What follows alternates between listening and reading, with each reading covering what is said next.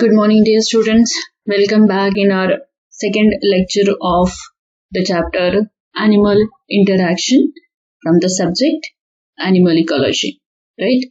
Now, in the previous lecture, what we have studied? In the previous lecture, we have studied the concept of animal interaction as well as different kinds of animal interactions like competition, mutualism, then commensalism, parasitism, predation. These all concepts along with their example we have already studied, right? Even the concept of a competition is also we have studied, in which the two things, that is interspecific and intraspecific competition, along with example we have studied. Now this competition we will going to study in detail now. Interspecific and intraspecific competition. Okay, basically what is a competition? Competition occurs when the individual of same or different species having same ecology or occupy the same feeding glades depend upon common but limited resources. When the organism fight themselves for getting the same resources, such a type of interactions are known as a competition, that we already studied, right? And the competition can occur even when there is an unlimited supply of resources, right? And this is basically for what purpose? Basically for the superiority, proving the superiority of the one species over the other species. This is also we have studied in detail in our last lecture. Now what we are going to study in this present lecture? We are going to study the homogametic competition and heterogametic competition, that is intraspecific competition and interspecific competition. Okay, now the intraspecific competition. Alright, so it occurs, intra means what? Yes, you know that. Intra means within the species, within, intra means within specific species, particular kind of a species. So this occurs between the individuals of the same species or the genotype, hence also known as homogametic competition. Because in the same species, whatever species members are there, almost gene pool is similar with a slight changes, right? But on an average, the gene pool is same. Hence, if the competition exists between the member of the same species, it is called as a homogametic, because their genome is common, right? And their number of chromosomes are common. Even the number of genes are also there. Even the genotype sequence is also similar. So homogametic competition it is called, right? And then individual of the same species may form loosely united communities such as herds of the cattle or the flocks of the sheep, while others such as the same species of the ants or even bees may form elaborately organized communities in which individual members often exhibit considerable division of labor or the specialization, right? So here I have shown one image that is from the Google itself.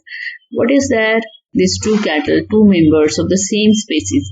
Can you identify them as the member of a different species? Can you recognize it? No, because they are having similar characteristics. Their biological characteristics are similar. Their morphological characteristics are similar. So similar gene pool they have. So means they are the homogametic species. And still they are fighting for what?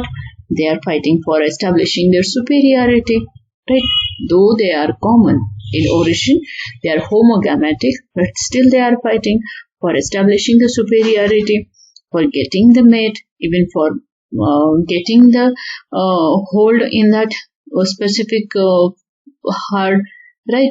So the member of the same species, they fight together for various reasons, for establishing their superiority, for getting the even we can say the female for mating purpose, that is met for the mating purpose. They are fighting together often, and such a kind of competition is often observed amongst the individual of the same species.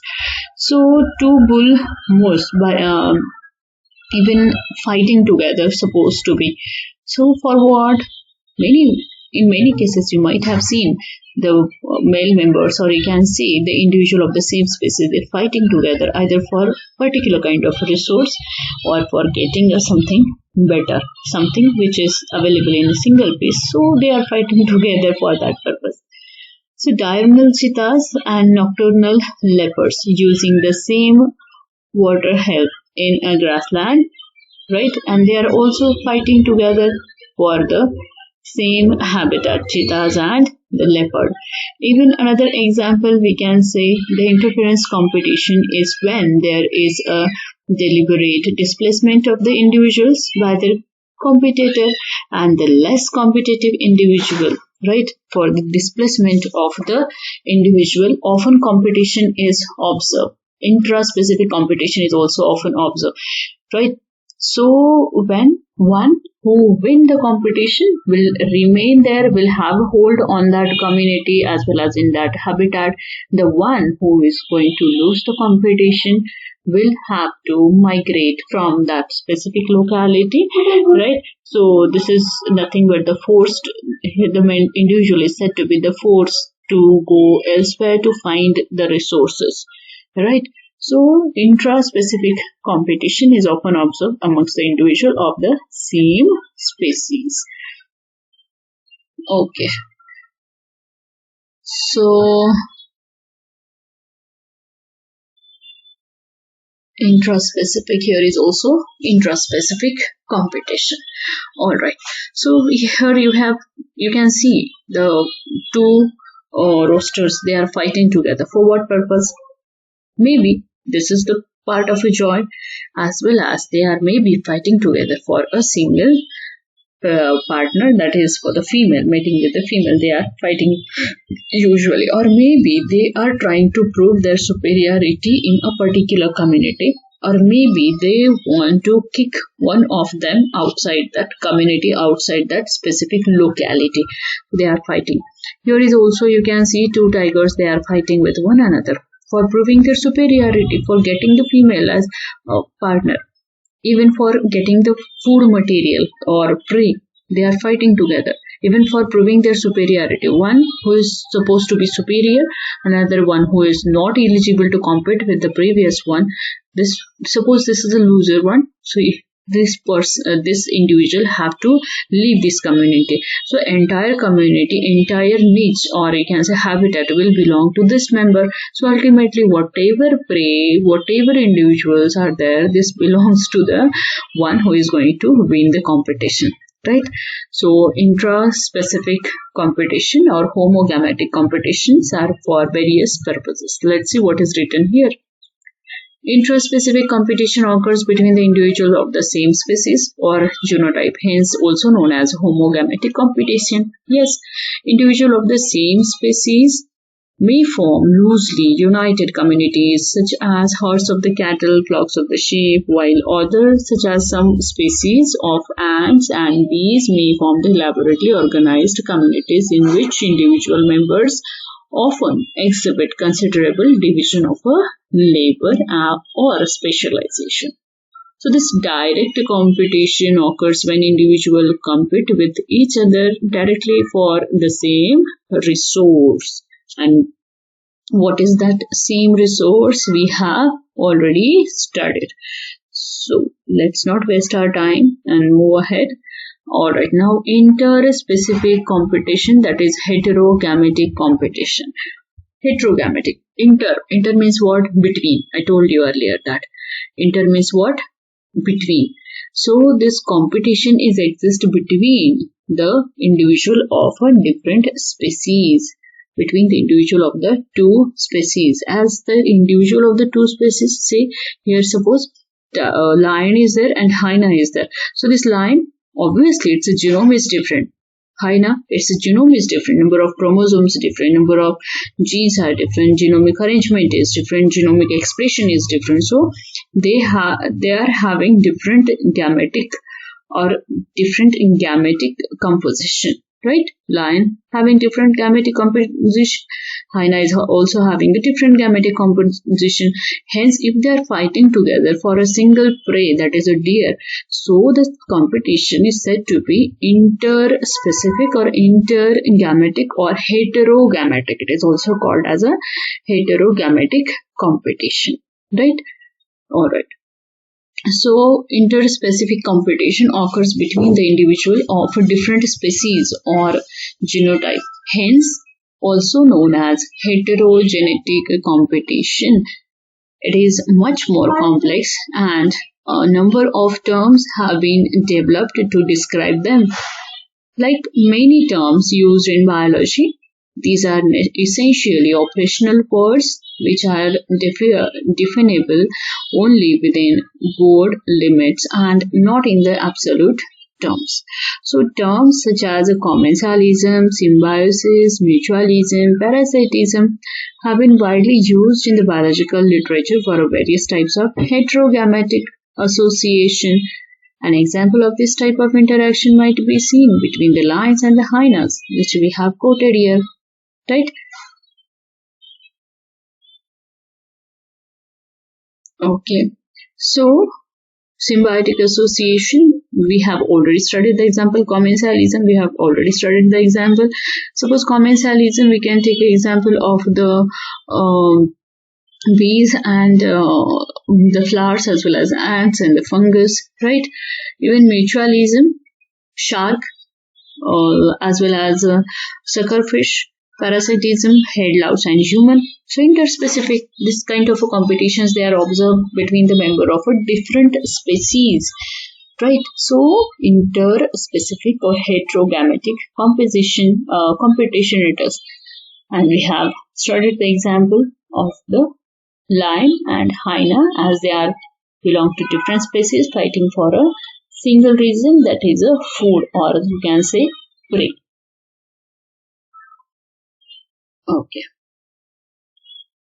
Alright, so let's move ahead and see what are the beneficial association. We have seen the heterogametic association and homogametic association.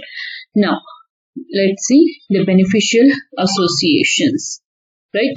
So the beneficial association is often called as a symbiosis or symbiotic association.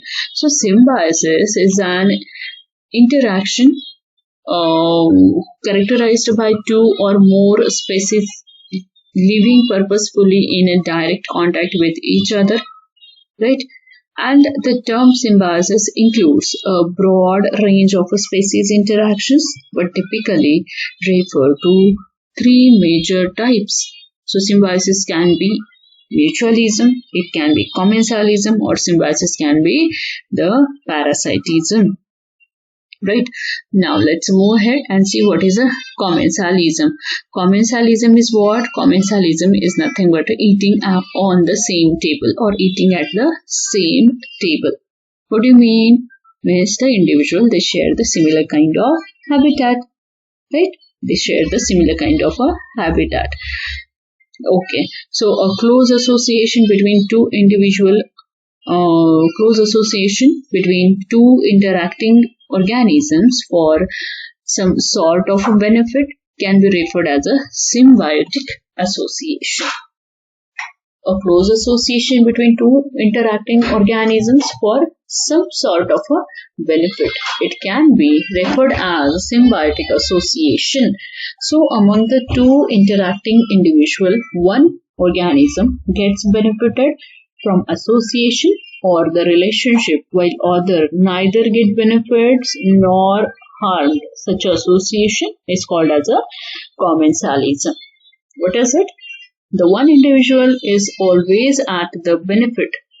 Okay, one individual always get benefit from the association, while the other maybe neither get benefited nor at harm. So it is called as a commensalism, and the benefit of one partner may be for the food, means one who is benefited may be benefited by the food, may get the shelter, may be transported, or and the seed dispersal or for any other thing, but one is surely benefited and another one is neither benefited not at harm. So such a kind of competition is such a kind of association is called as a commensalism. And in this type 2 species have a long term interaction that is beneficial to one and has a no positive or negative effect on the other. So it is important to note that the commensalism is a long term interaction. What is it? It is a long term interaction in which one partner is always benefited and another one partner is remain neutral, that means not benefited, not at harm. So for instance, many of the bacteria that inhabit our bodies seems to have a commensally relationship with us, right? The bacteria get benefit by getting the shelter and nourishment, that is nutrient, and obviously not harmful or not harmful to human. So in this kind of association, bacteria residing inside the human body is what? Getting benefited. And human is not getting benefit, not at the harm, right? So commensalism, eating at the same table. Okay. Now let's move ahead and see some examples of the commensalism kind of a association. So one example cited in your book is that remora fish on the shark. So this remora fish, now here I have cited the example of remora fish. So this remora fish, here is the example. Remora fish, this one, it is also called as a sucker fish because it bears a particular kind of a sucker. With the help of sucker, it remain attached with the skin of the shark. Let's see what is the association. It is commensalism, in which one is benefited, that is remora is benefited and shark is not benefited, not at harm. Let's see. Okay, so remora belongs to a ray-finned fish, right, and popularly known as a sucker fish due to their tendency to attach themselves to the skin of large marine organisms like shark, dugongs, sea turtle, manta rays, and remora have modifications of their first dorsal fin, which takes the form of a modified oral sucker-like the structure. What is that? The first dorsal fin of this remora is get modified into a sucker, right? So that oral sucker structure with the slit-like structure and that open and close, creating suction useful for the attachment. So whatever suckers are there, whatever oval structure of the sucker is there, that we used to close and open, which is helpful for attaching with the surface of or body surface of the shark, right? And the sucker disc made up of firm flexible membrane that can be raised or lowered for creating suction, and by descending down, suction can be fastened, while by swimming forward, suction can be released by the remora, right? So that suction can be closed, it can be released depending upon the requirement. If the remora wants to get detached from the shark body, when it gets transported from one place to another place, then it will going to, when it has reached to its locality, then what remora will do? Remora will going to lose the hold, lose the suction of the sucker, and ultimately it get detached from the shark body. And if it want to get transported still from one place to another place, or it want to get protection from other fishes, right, predatory fishes, so it will again attach itself with the host skin, that is with the skin of the shark, by applying sucker tightly, right? So the sucker, when it is applied tightly or suction is there, then it will get attached to the host surface, that is body surface of the shark. So ultimately it get attached with the body surface of the shark. Remora ultimately gets the protection from other fishes too, right? And here the picture of the remora is shown. These are the pectoral fins, right? These are the pair of pectoral fins, and apart from that there is a one more fin usually present in the fishes, that is a dorsal fin. And in this remora the dorsal fin is been modified. It is modified, so it is modified into what? Into a sucker. And when it applied, this sucker can be closed, it can be released, right?